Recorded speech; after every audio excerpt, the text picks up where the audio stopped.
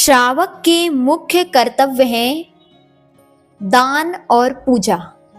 आचार्य कुंद कुंद देव ने मुख्य रूप से दान और पूजा को ही श्रावक का कर्तव्य कहा, जबकि पद्मनंदी पंचविंशतिका ग्रंथ में आचार्य पद्मनंदी 6 कर्तव्य मुख्य रूप से श्रावक के कहते हैं। चलिए आज हम श्रावक के मुख्य कर्तव्य में से दान के बारे में समझेंगे। जब भी श्रावक दान करता है तो दान नवधा भक्ति पूर्वक ही करना चाहिए, और उस आहार दान में जो 9 भक्तियां आती हैं, आज बहुत सारे यहाँ पर भी बैठे जितने लोग हैं उन्हें ही नहीं मालूम होगा कि वे 9 भक्तियां आखिर कौन सी हैं।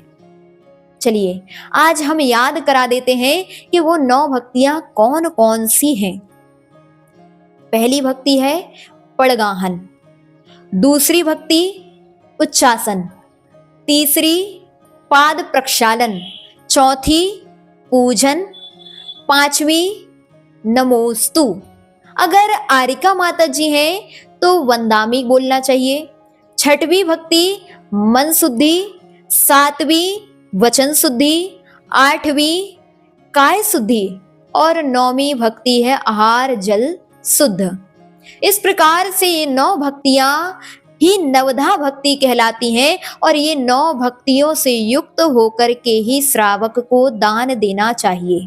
अब हम सबसे पहले समझेंगे हम किस प्रकार से इन 9 भक्तियों में गलतियां करते हैं। जब हम पड़गाहन करते हैं, और पड़गाहन कैसे करते हैं?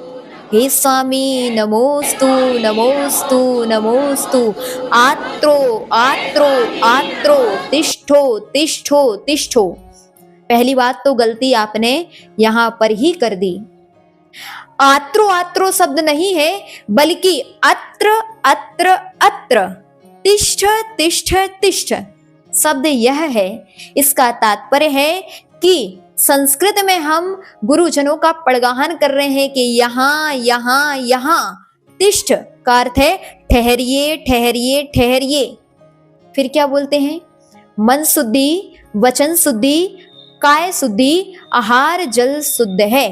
फिर एक पुनः गलती हम कर लेते हैं, भोजनशाला में प्रवेश कीजिए।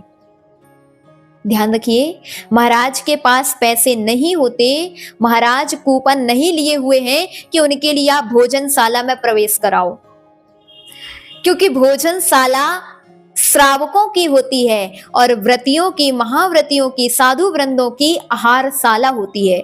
अतः जब भी आप महाराज को अपने घर की ओर ले जाएं तो बोलना चाहिए आहारशाला में प्रवेश कीजिए अथवा मेरे घर में प्रवेश कीजिए। इस शब्द का ही प्रयोग करना। अब गलती मत करना कि भोजनशाला में प्रवेश कीजिए। कई लोगों के मन में आया फिर कि परिक्रमा ये कौन सी भक्ति है? ध्यान दीजिए, आपने महाराज का जो पड़गाहन किया है, परिक्रमा लगाई है, यह सब पड़गाहन के अंतर्गत ही आ गया है।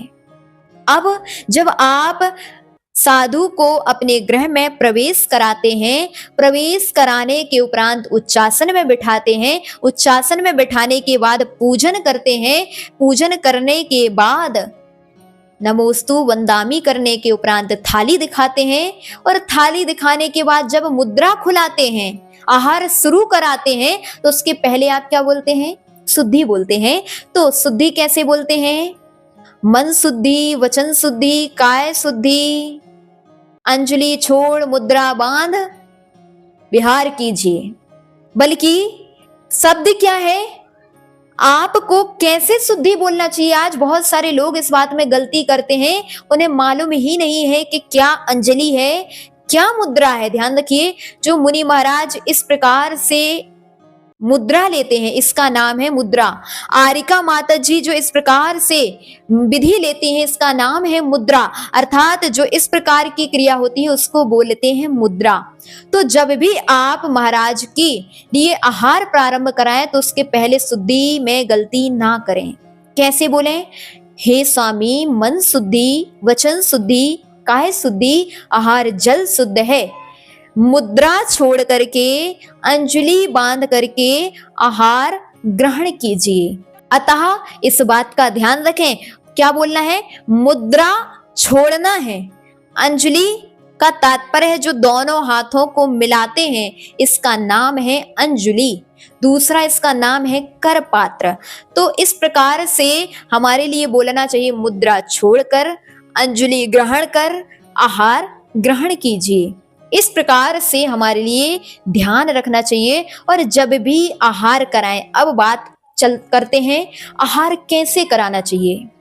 तो आचार्य कुंद कुंद देव ने रेणसार ग्रंथ में बहुत सुंदर सी गाथा श्रावकों को समझाते हुए लिखी और उन्होंने कहा, जब भी साधु को आहार कराएं तो शीत उष्ण आदि प्रकृति को देख करके, साधु का कैसा काय क्लेश चल रहा है, कैसी उनके लिए बीमारी है, इस प्रकार से देख करके ही साधु को आहार कराना चाहिए।